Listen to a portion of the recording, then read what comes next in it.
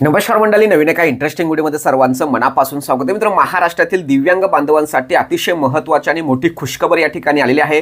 तुकाराम मुंढे साहेब यांनी अतिशय महत्त्वाचा आणि मोठा निर्णय या ठिकाणी घेतलेला आहे.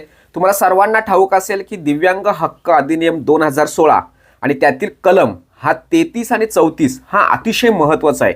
ज्या लोकांना हे कलम माहीत नसतील, अधिनियम माहीत नसेल, तर त्यांनी थोडक्यात ही व्हिडिओ महत्त्वपूर्ण समजून घेणं खूप गरजेचं आहे.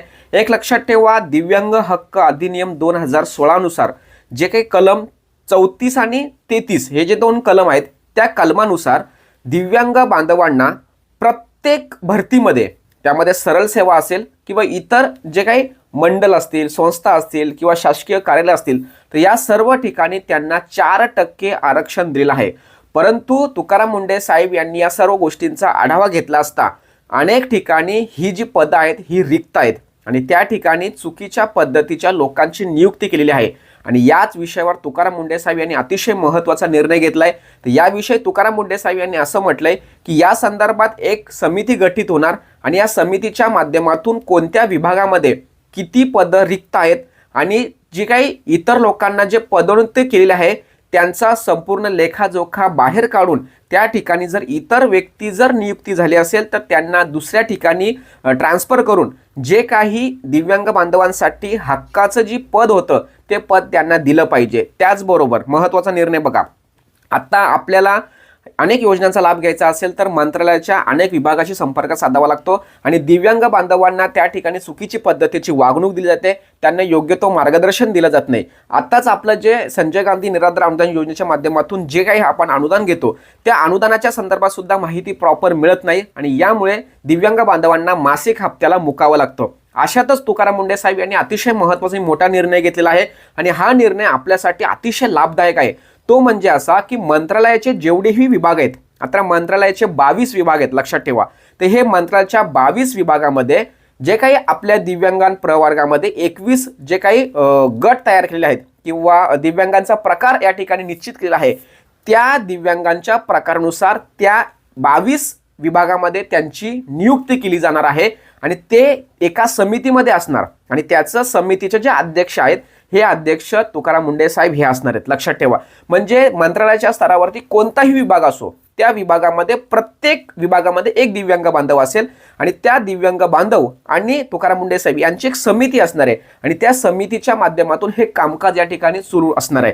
आता थोडक्यात तुम्हाला सांगतो की दिव्यांग मंत्रालयामध्ये कोणकोणते विभाग असणार आणि त्या विभागामध्ये कशा पद्धतीने ही भरती होणार आहे. आता आपण या व्हिडिओमध्ये फक्त दिव्यांगासाठी जे काही मंत्रालयामध्ये जे विभाग आहेत त्या विभागाची माहिती घेऊया आणि पुढच्या व्हिडिओमध्ये कोणत्या विभागामध्ये कोणत्या व्यक्तीची नियुक्ती होणार हे सुद्धा आपण सविस्तरपणे बघणार आहोत. तर यामध्ये अतिशय महत्त्वाचा पहिला विभाग म्हणजे सामाजिक न्याय विशेष विभाग. आता सामाजिक न्याय विशेष विभाग आहे, तिथे सुद्धा एका दिव्यांगाची भरती होणार आहे.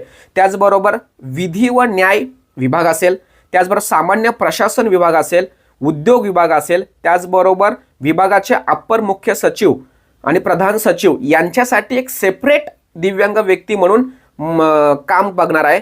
त्याचबरोबर दिव्यांग कल्याण विभाग असेल, आयुक्त पुणे या ठिकाणचं, त्याचबरोबर दिव्यांग विभाग उपसचिव इथे सुद्धा असेल, त्याचबरोबर संचालक वैद्यकीय शिक्षण संचालय या ठिकाणी सुद्धा असणार आहे, त्याचबरोबर आरोग्य सेवा संचालय या ठिकाणी, त्याचबरोबर नेत्र चिकित्सा विभाग असतो त्या ठिकाणी, त्याचबरोबर जो काही कान घसा विभाग हा जो आहे त्या ठिकाणी मेडिकल फील्डमध्ये सुद्धा, त्याचबरोबर अस्थिव्यंग चिकित्सा विभाग आहे या ठिकाणी सुद्धा, त्याचबरोबर मज्जासंस्था विभाग या ठिकाणी, त्याचबरोबर मुंबई या ठिकाणी एक मेडिकलसाठी सेपरेट वैद्यकीय दृष्ट्या जो विभाग आहे त्या ठिकाणी सुद्धा दिव्यांगांची भरती केली जाणार आहे.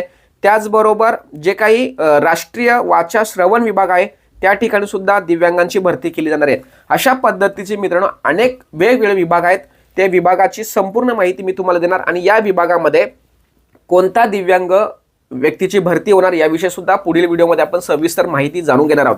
परंतु मित्रांनो, या व्हिडिओच्या माध्यमातून अतिशय आनंदाची बातमी समजायला काहीच हरकत नाही, कारण आता प्रत्येक विभागामध्ये जर दिव्यांग बांधवाला समाविष्ट करून घेतलं तर त्यांचा एक समन्वय तयार होणार आहे, एक विचार, एक कार्यपद्धती निश्चित होणार आहे आणि त्या दिव्यांग बांधवांसाठी ही कार्यपद्धती आणि ही समिती अतिशय महत्त्वाची आहे. कारण आपण ज्यावेळेस एखाद्या विभागामध्ये असाल, समजा दिसता पंचायत समिती किंवा ग्रामपंचायत किंवा जिल्हा परिषदमध्ये सेल्स फंडाची योजनेचा जर आपण मागणी केली तरी सुद्धा आपल्याला व्यवस्थित त्या ठिकाणी उत्तर मिळत नाही. लाभ तर बाजूलाच ठेवा, पण त्या ठिकाणी उत्तर सुद्धा मिळत नाहीत.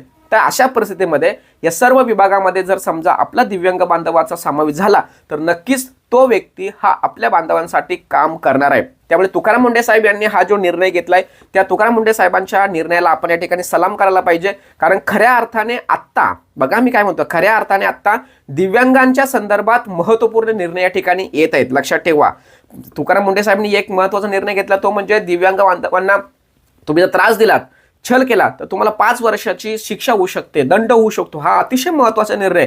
निदान त्या भीतीपोटी तरी दिव्यांग बांधवांना त्रास दिला जाणार नाही किंवा जे काही कार्यालयामध्ये जे कर्मचारी असतात ते वागणूक देतात त्या वागणुकीच्या संदर्भात सुद्धा हा निर्णय खूप महत्त्वपूर्ण ठरलाय. आणि आत्ता तुकाराम मुंढे साहेब यांनी जो मोठा निर्णय घेतलाय तो म्हणजे मंत्रालयाच्या स्तरावरती प्रत्येक विभागामध्ये एक दिव्यांग व्यक्ती याची भरती केली जाणार. हे अतिशय महत्त्वाचा निर्णय या ठिकाणी झालेला आहे आणि त्याचा फायदा हा आपल्याला नक्कीच होणार आहे. आणि विशेष म्हणजे बघा, ज्या ठिकाणी आता तुकाराम मुंढे साहेबांनी एक खूप चांगला, आता काही लोकांना असं वाटेल का बाबा हा दिव्यांग व्यक्ती काम नाही करू शकत वगैरे वगैरे, तुकाराम मुंढे साहेबांनी त्यामध्ये असंही म्हटलेलं आहे की त्या विभागाची कार्यक्षमता कमी होणार नाही अशा पद्धतीचं नियोजन करणार. म्हणजे काही लोक आता साहजिकच दिव्यांग बांधवांना जेव्हा चांगले दिवस यायला सुरुवात होते तेव्हा विरोधक डोकं घालतातच. मग त्या ठिकाणी तुकाराम मुंढे साहेब तो एक हातचा राखून ठेवलाय की जर समजा 5 लोक त्या ठिकाणी काम करणं गरजेचं आहे, बरोबर आहे, आणि जर दिव्यांग व्यक्तीला तिथे समावेश केला म्हणजे 4 व्यक्ती ते आणि 1 दिव्यांग, आणि जर तिथे समजा कार्यक्षमतेवर परिणाम झाला, त्या ठिकाणी कार्यपद्धतीवर परिणाम झाला, म्हणजे त्या विभागाचं काम जर थोडंसं कमी श्रेणीमध्ये जर बसलं तर त्या ठिकाणी 6वा व्यक्ती हा दिव्यांग म्हणून ऍड करायचा. 5चं ते जे काही कार्यक्षमतेसाठी तुम्ही बोलता ना का बाबा त्या ठिकाणी दिव्यांग व्यक्ती काम नाही करू शकत, मग कसं का होईल, मग आमची कामाची गती कमी होईल. अशा स्थितीला तुकाराम मुंढे साहेबांनी काय सांगितलं की मग तुमचे 5 आहेत ना तर 5 ठेवा, पण तिथे मात्र दिव्यांग व्यक्ती एक 6वा असणार आहे. म्हणजे जे विरोधक आहेत त्यांना बोलायला अजिबात त्या ठिकाणी चान्स किंवा संधी तुकाराम मुंढे साहेब यांनी ठेवली नाही. खूप अभ्यासपूर्वक विचारपूर्वक हा निर्णय घेतलाय. या निर्णयाचं आपण स्वागत केलं पाहिजे. काय मित्रांनो, बरोबर आहे ना, कारण आपल्याला आपल्या हक्कासाठी माणसं त्या ठिकाणी नेमून देत आहेत. मग हा निर्णय खूप महत्त्वाचा आहे. आपल्या अनेक दिव्यांग बांधव आहेत, हे एज्युकेटेड आहेत, शिकत आहेत, तर त्यांना सुद्धा याची संधी मिळणार आहे. मग साहजिकच तुकाराम मुंढे साहेबांनी हा निर्णय घेतलाय, याचं आपण सर्वांनी स्वागत केलं पाहिजे. यासाठी तुकाराम मुंढे साहेबांना आपण शुभेच्छा सुद्धा दिल्या पाहिजे. म्हणून प्रत्येकाचे कर्तव्य आहे कमेंट्स बॉक्समध्ये प्रत्येकाने तुकाराम मुंढे साहेबांना शुभेच्छा द्या. व्हिडिओ आवडली असेल तर नक्की लाईक करा आणि माझ्या महाराष्ट्रातील तमाम दिव्यांग बांधवांना ही व्हिडिओ शेअर करण्यास विसरू नका. भेटूया पुढील व्हिडिओसह. तोपर्यंत धन्यवाद. जय हिंद, जय महाराष्ट्र.